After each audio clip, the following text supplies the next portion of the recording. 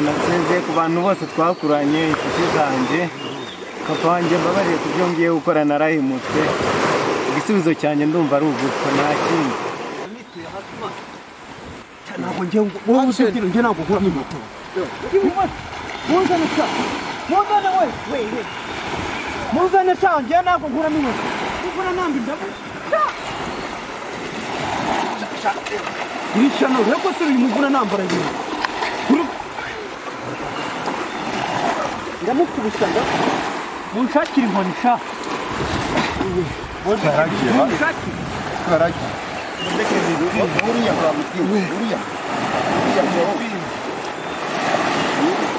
uriya baramukubita sha muzamuremo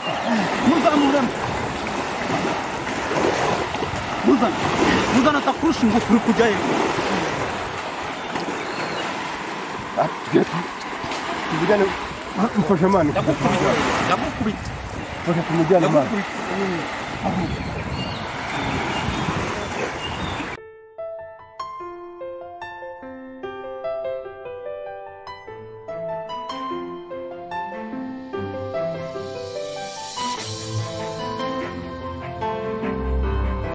Darisa, urabona rero urabona muri inzu n'abagamba bampaye priave urabona rero gucumbikiye amezi abiri nanjye mugiye gushaka aho mba ngiye kuba ubwo rero urashaka kukubwira ko nawe washaka aho kujya hanyuma nanjye ngashaka aho njya ukirwariza ntabwo nagucumbikiye nkanze ariko nanjye byancanze wawe byancanze ubu ngubu nabuze uko mbigenza kabisa. Rero urabona niba byagucyanze hano urabona mfite n'agatelefone twakarya byibuze tukareba ko nk'iminsi 3 wacumbikira iminsi 3 urabona ahandi najya nanjye niho najya ndeba nk'umuntu w'inshuti yanjye. Urabona Darisa nakujyana none se ahangaha mumaze amezi 3 ntishyura inzu iyo telefone yawe urava ngo twayigurisha ntacyo byamara kandi no kwimuka nanjye n'ubu nibwo wampaye priave n'ubu nashakaga kubavamo nta mafaranga yabo nabona ahubwo se wangu nta kuntu wajya kwa papa wawe uriya musaza ukamwigisha ukamutera amasomo ukamusaba n'imbabazi byibuze akagucumbikira yagucumbikira nk'ukwezi ukaba ushaka aho kuba wenda mu bandi bacamo cyangwa ushaka amafaranga shaka ukuntu ahantu wajya kuko nanjye byanshanze ubuzima bwancanze ubu ngubu ndi tag life wawe meze nabi ubu ngubu none n'ahantu nakoreye nari ndi kubishyuza bashweshurije umuzungu yaragiye mara yikiriye iwabo amafaranga turayakuranye wowe ushaka aho ujya nanjye nsheho nyine ntakundi Hariki group irandika we subo gasongoye yagiye koko iko gasongo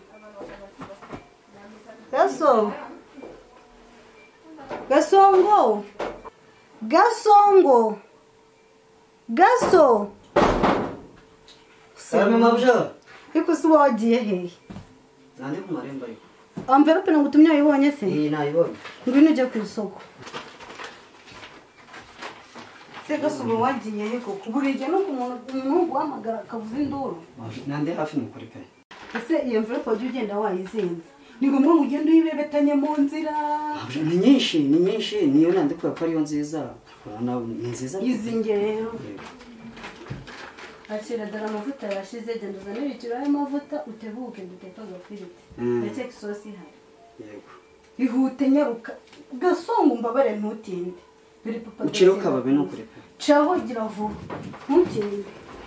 Urabona yindi naje ngusanga nyine ibyo byanze navuye mu rwa mpareba hari impamvu yatumye najyayo narabikunaniye yanashaka plan B na yenda umuntu w'umugabo tareba ikindi nakora nyine birumvikana warakoze n'iminsi wambanye cyo naragushimiye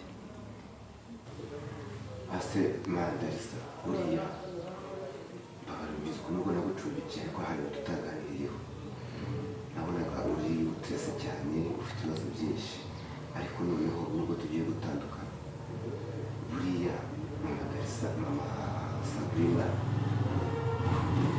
biti asaza arwaye ubuzima bwe bubaye bute ese uriya mwana numva ko wawe buriya navuka uzamwitaho gute nawe ubuzima bumeze nabi n'umwana wawe ndakeka ko hari utazanajyayo ngo ubaze umwana bite uko biteye isoni n'agahinda nabyumviye ahandi ntabwo kuri kubaza ariko niko bimeze ndakeka ko hari ibibazo dufite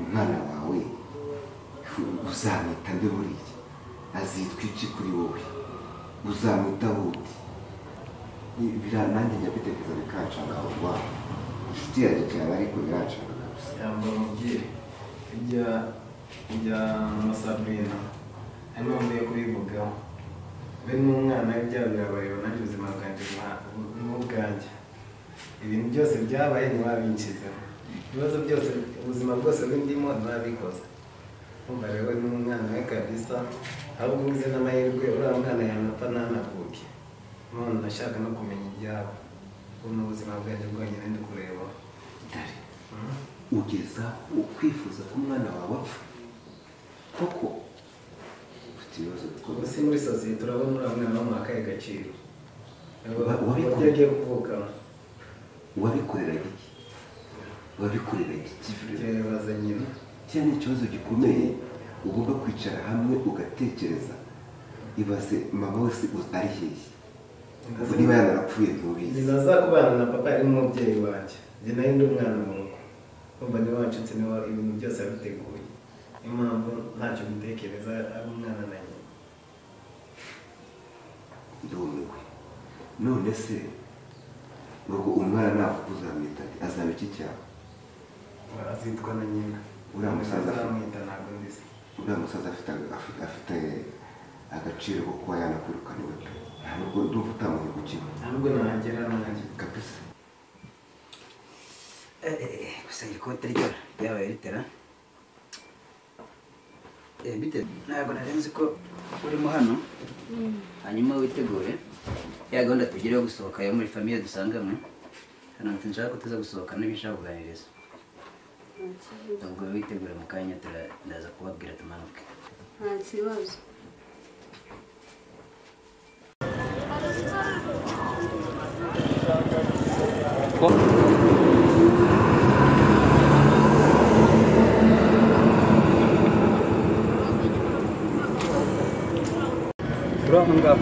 Aruka waretse ko ibyanjye imbwa zabirwaniye ubu nabuze aho nerekeza niyo mpamvu ubona ndi ku marembo yawe umuryango wanjye umva se nyine nkubwiye mbabarira umufashe uncumbikire dore mimi yanyirukanye ntaho mfiteho kuba mbabarira umufashe uncumbikire dore mimi yanyirukanye nta n'ahandi mfiteho kuba yewe mbabarira rwose tukabana oya nagaruka ngerega ndiyeranja nta kibazo utagira ngo ndagurana nawe ngo ku buriri wapi niyo wamengeka naraye ibyanjye ntari oya shaka oya fata baga yawe uziko yowe niringi akia Mungu fata baga yawe uceho ubuse najyayo muri uyu muntu iyi vene niyo nzi yonyine nta n'ahandi nzi nakere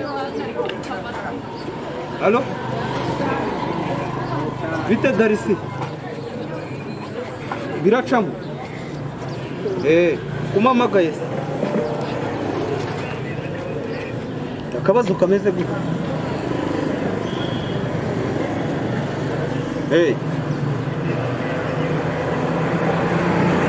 ngucumbikire sha natewe sha umugore wawe ari hano yanteye none nawe ngo ngucumbikire ubundi inshuti mfite nizeye kabisa ndabizi se ndabizi ko ni musanzi wanjye ku muryango bana simbizi kabisa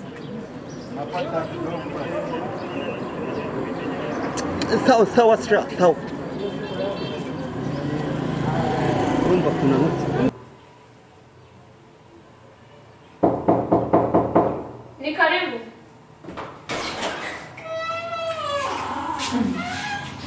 Leo ni wao. nije Hey, tani kasema mzee sana. Umesitasa kulipulira mungu. shaka mpaka nyine ngo ntamboleze neza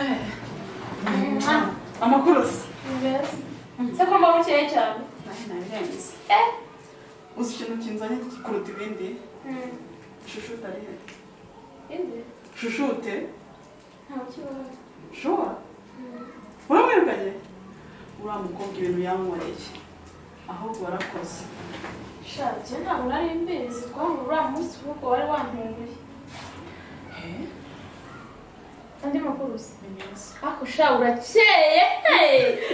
Ubanza usigaye warabonye ikindi gisaza. kimwe se Ego. amaze nje no mu modoka Ariko mva mubwire Deo. Mva mushyire inama. Rabira ukora ntabwo bikwiye. Sha ntabwo bikwiye pe ushatse wabireka kuko nanjye narabiretse. ibihari Ibyo ngibyo buri mu byo gutwara abagabo b'abandi. hanyuma nabireka ngakora iki Ugakora akandi kazi. akahe Ukajya kwicara no muruna mu gacuruzi. Ngeze ko bikora hari icyo bintwaye. ndo kujya niyanika ririya zuba woshye ndamamera None se njyewe ubwirirwaho ndamamera. njyewe ariko ntabwo bishoboka si wese Eee. ntabyo wari uzi Sha. Njye nemeshe kamwe. wameshe kamwe nyine ahubwo wanabyose Inama. Sha ni ukuri waza ugacuruza murunama. uzacuruza amafaranga wa papa sakora iki Erega amafaranga y'abagabo nta kintu amara. Uzi uzabikora kugeza none urareba ugasanga ntacyo mariye cyakoze usa neza. sawa rero asa neza nyine ngaho meze ndi muri rero nshyashya Sha amakuru yari meza. Gusa uriya munsi warantunguye. Ntabwo nari nzi ko uriya mukobwa ateye kuriya. ahubwo warakoze kumwirukana hakiri kare yari kuzakwanura Sha nahise nirukana ishyano. kabisa none se dusohokere iri joro Ushaka ko nsohokana? cyane Ahantu heza se hagezweho muri iyi minsi n'imwe. yewe arahari henshi Sha numvaga nyine ntameze neza. Nza gutera akabaraga turagiye. urazamugisha Kandi nishimiye kuba waruje kunsura. umva shami mbi nari nje hano nyine umuntu nagusuhuze ndebe izo nkuru za shoshote ariko uzi hari ibisaza bibiri mfite Reka bifite gutya n'abanyarwanda wapi sinabona bisubiramo koko. wowe iki umva mfasha iri ryarimwe wenda ntuzongere urumva uzi kuza kumubona tujya kubikora ntabwo nabyifasha njyenyine Sha nta kibazo ndaza ariko uyu munsi gusa. Kuko ariko nari nteguye mfite nyine jya wegenda nanjye ugiye kwitegura nanjye ngiye kwitegura nurangiza urambwira. ntutenguye Nicyo mwemererereka. Sawa musawa. Urumva ibintu ujya ugiyemo mu nkunga nagusabye amagambo ubu nari nkubwiye ngo umubwire yuko Darisi ndi hano ndetse Darisi ni umukuru w'umudugudu ngaraza ku nyandiko cyane nimba ari ibyo ndashaka ahandi icumbi di nta kibazo fata imbaga ndagiye nta kibazo genda unyangarana mu magambo se nayagutumye nari nkubwiye ngo umururize genda ubu ariko nanjye ngo nagize inshuti njye ntabwo iwanjye ntabwo ari muri pampa mba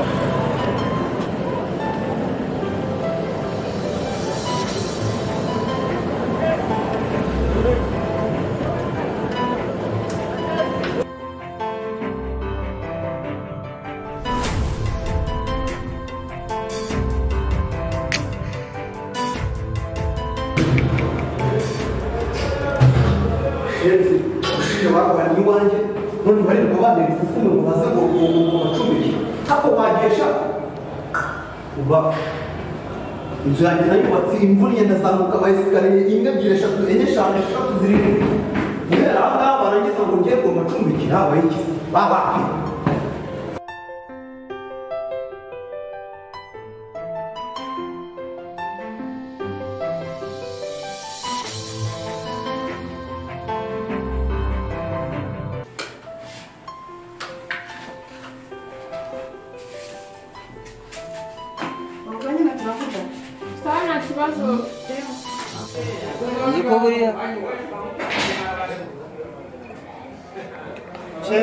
ayo bampaye inyama ze bari bampaye guhasha babiri none yose urayanywereye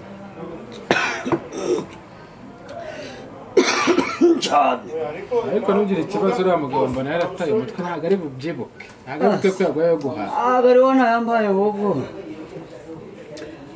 ni mpamvu ntayampaye Buri wayaguhaye. Bampaye amafaranga aricyo bimaze. Ariko ubundi reka nkubaze. Aho wakoreye ntabwo uragera yawe ngo nawe utangire kwikorera. Ntabwo gukorera kera akazi ubona aricyo kazakugeza. Wowe wivunika. Ubundi amandazi na nguvu byankunde. Akora byabikunda mbona. Zirarazisha nango. Ayaba yose amanzi aro yashiriye. Wajya guhaha udafite icupa. Twayikize mbese wowe urimo. Ese nzagusabira akazi mu ruganda rw'amandazi kugira amandazi azakura. Aho kana ambarope bayifite. Ariko n'ubundi byose kimwe. Ubundi sura mugabo we yataye uriya mugore yankwagize. Avuga muri mwe ati uriya akazi karamuheranye ntayasi. Ibyo byose ni akazi gusa nta kindi. Bana mperanye. Ntabwo bashaka guhereza umwanya. Ni nkwere bana wongurira ahubwo. Darashize. Iki gikapu ni cy'abagore urajya guhahiramo. Nawe nsigaye yarashize ariko nawe ndashyize nawe guhahisha ariko ntabamasha. Iworeba. Icyo afite bibiri hano reka batwongera kandi numva ndabona umuntu w'umugabo akazi kamaze gukunanira. Uzi ko asa nawe nk'abama.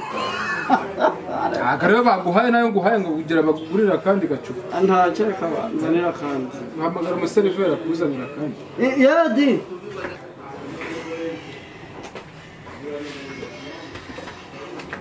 Yagerayo mwa. Ubura yizana.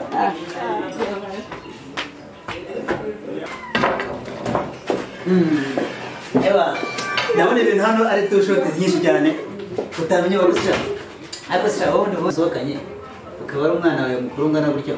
Umugisha ibintu byose ka biyari dore ngiye kwishura bakina biyari. Reka urabizi nyine wenda ariko nturi kumwe na papa. Buriya ni kuri abakina. Uri kunsinda aryo utwajya n'utura tw'umutuku ambo.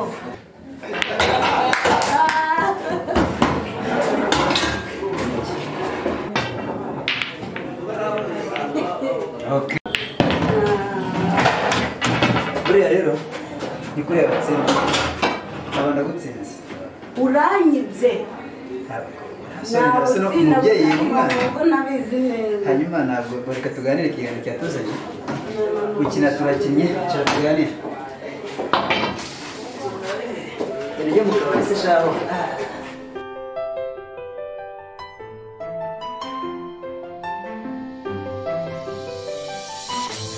Nobera mukobwa wanjye. Usko tumaze iminsi mu rwara ikibazo.